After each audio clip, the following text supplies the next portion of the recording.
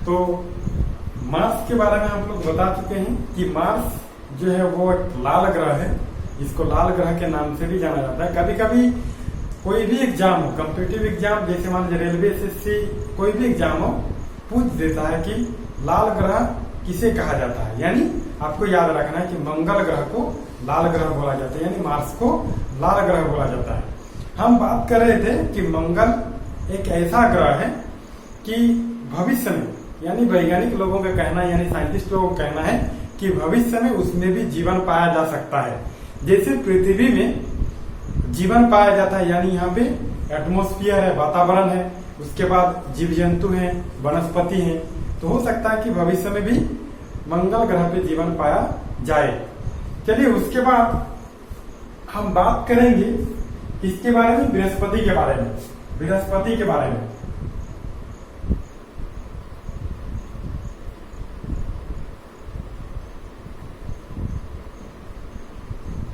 देखिए, बृहस्पति क्या है, पहले हम बता चुके हैं कि बृहस्पति सौर मंडल का सबसे बड़ा ग्रह है। क्या है? सौर मंडल का सबसे बड़ा ग्रह है। यानी कभी कभी एग्जाम में पूछता है कि सौर मंडल का सबसे बड़ा ग्रह कौन सा है, तो आपको याद रखना है कि सौर मंडल का सबसे बड़ा ग्रह जो है बृहस्पति है। आपको ये भी जानना जरूरी है, यानी ये सबसे बड़ा ग्रह है, सबसे बड़ा ग्रह, ठीक है, सौर मंडल का सबसे बड़ा ग्रह है। दूसरा इसके बारे में आपको क्या जानना है कि इसके सबसे अधिक सैटेलाइट होते हैं, यानी इसके सबसे ज्यादा उपग्रह हैं।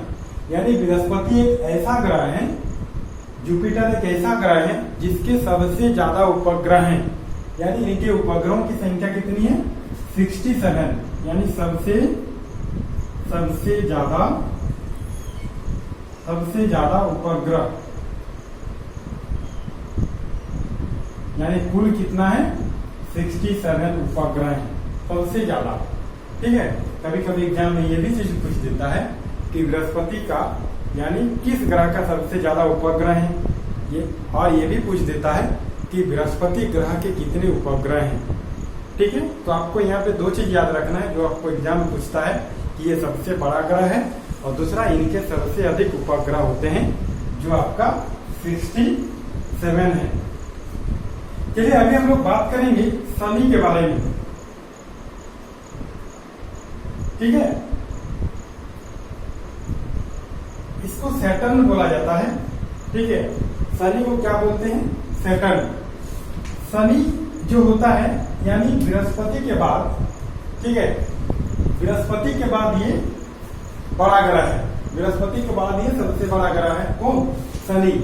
और शनि का जो है, इसका उपग्रहों की संख्या कितनी है? 62 है।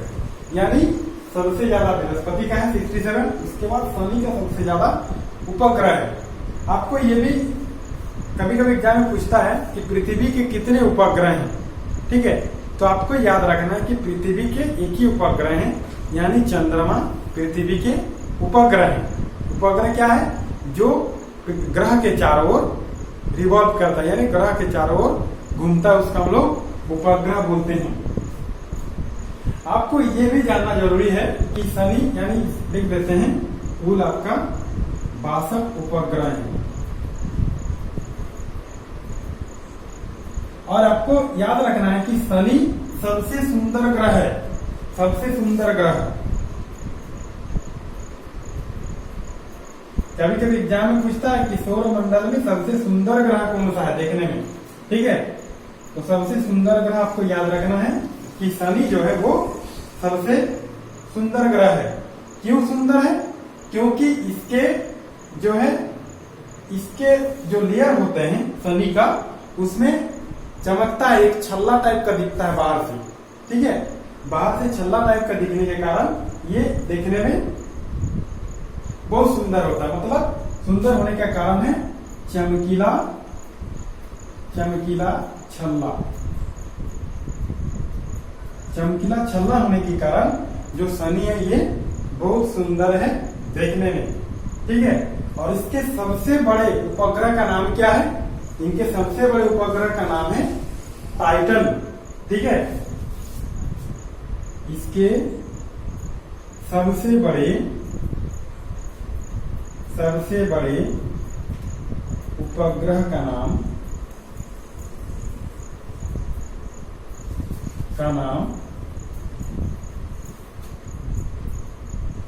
टाइटन। इनके सबसे बड़े उपग्रह का नाम क्या है? टाइटन। आपको ये भी याद रखना है, शनि के सबसे बड़े उपग्रह का नाम है टाइटन, ठीक है। चलिए उसके बाद हम लोग बात करेंगे पृथ्वी के बारे में, ठीक है, पृथ्वी के बारे में बात करेंगे।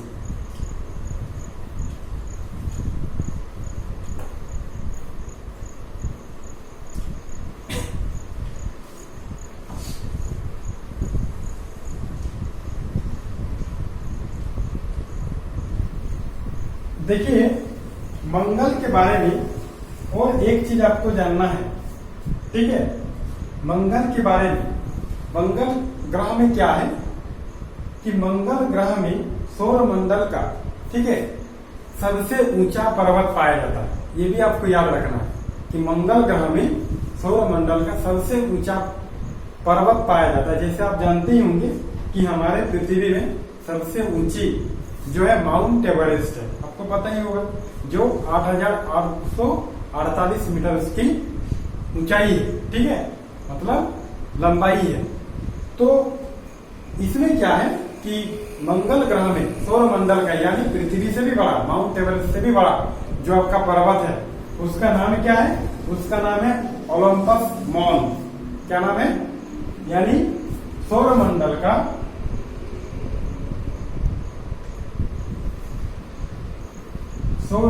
का ठीक है सबसे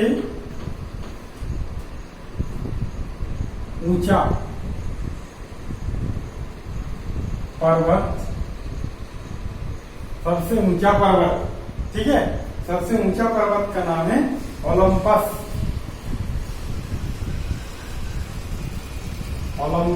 मॉन्स। क्या नाम है? Olympus Mons. कहां पे स्थित है? मंगल ग्रह में। ये भी कभी कभी एग्जाम आपका जीके में पूछ सकता है, ठीक है। मंगल ग्रह में स्थित है ओलंपस मॉन्स, इसको आप याद रखेंगे, ये बहुत इंपॉर्टेंट है। सौर मंडल में जो सबसे ऊंचा पर्वत है उसका नाम है ओलंपस मॉन्स और वो कहां पे स्थित है? मंगल ग्रह में स्थित है। चलिए अभी हम लोग पृथ्वी का बात करेंगे, ठीक है। देखिए पृथ्वी जो है, पृथ्वी एक ऐसा ग्रह है जिसको यूनिक प्लैनेट भी बोला जाता है। मतलब सौरमंडल में 8 ग्रह में से पृथ्वी एक ऐसा ग्रह है जिसमें क्या है? जिसमें वनस्पति पाया जाता है, जिसमें एटमॉस्फेयर है, जिसमें जीव जंतु है, मतलब जहाँ पे लाइफ पाया जाता है यानी जीवन पाया जाता है। पृथ्वी एक ऐसा ग्रह है। तो देखिए पृथ्वी जो इसको नीला ग्रह बोला जाता है, यानी पृथ्वी, अर्थ, यानी इसको नीला ग्रह के नाम से जाना जाता है। इसका क्या नाम है? नीला ग्रह। नीला ग्रह के नाम से जाना जाता है। कभी कभी एग्जाम में पूछता है कि नीला ग्रह कौन सा है, तो नीला ग्रह पृथ्वी है।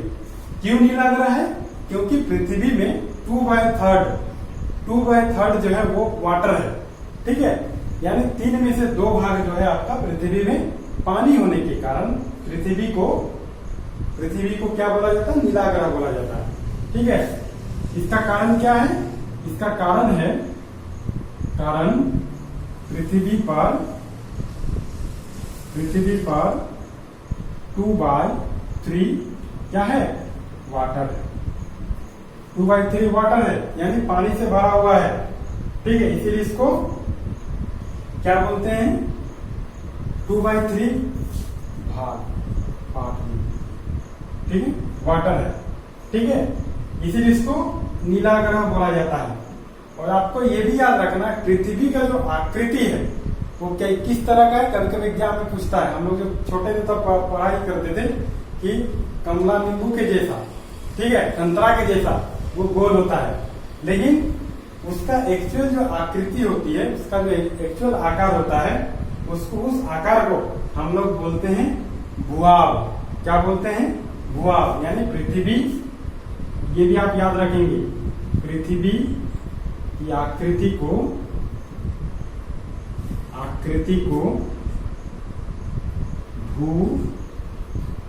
भूआब कहा जाता है। क्या बोलते हैं? भूआब। ये याद रखेंगे आप, पृथ्वी की आकृति को भूआब कहा जाता है। ठीक है, और इसका मतलब क्या है? पृथ्वी के आकार का समान, पृथ्वी के आकार के समान ये आपका भूआब है। ठीक है, चलिए अभी हम लोग बात करेंगे चंद्रमा के बारे में। चंद्रमा, देखिए चंद्रमा जो है आपका, चंद्रमा एक उपग्रह है। ठीक है, चंद्रमा एक उपग्रह, किसका उपग्रह है? ये पृथ्वी का सैटेलाइट है। ठीक है, नेचुरल सैटेलाइट जिसको बोला जाता है। दो तरह का सैटेलाइट होते हैं, एक आर्टिफिशियल, दूसरा होता है नेचुरल सैटेलाइट। आर्टिफिशियल जो होता है, जो मैनमेड होता है, यानी जो जिसको मनुष्य बनाता है, जिसका यूज हम लोग किसमें करते हैं? जितना सारा कम्युनिकेशन सिस्टम है उसमें किया जाता है। लेकिन जो आर्टिफिशियल सैटेलाइट होता है वो अपने आप, वो जो नेचुरल सैटेलाइट होता है वो अपने आप वो पृथ्वी पर बना हुआ होता है। ठीक है, धरती में वो खुद बनता है। तो देखिए चंद्रमा के बारे में बात करेंगे। चंद्रमा एक क्या है? नेचुरल सैटेलाइट है, यानी पृथ्वी का उपग्रह है, जो पृथ्वी के चारों ओर चक्कर काटती रहती है। ठीक है, तो कभी कभी क्वेश्चन में पूछता है कि चंद्रमा और पृथ्वी के बीच की दूरी कितनी है। ठीक है, तो चंद्रमा और पृथ्वी के बीच की दूरी कितनी है? 3,84,000 किलोमीटर। ठीक है, चंद्रमा से पृथ्वी की दूरी, चंद्रमा से पृथ्वी की दूरी कितनी है? 3,84,000 किलोमीटर। ठीक है, 3,84,000 किलोमीटर है चंद्रमा से। 3,84,000 और थोड़ा ऐड कर दीजिए, 3,84,000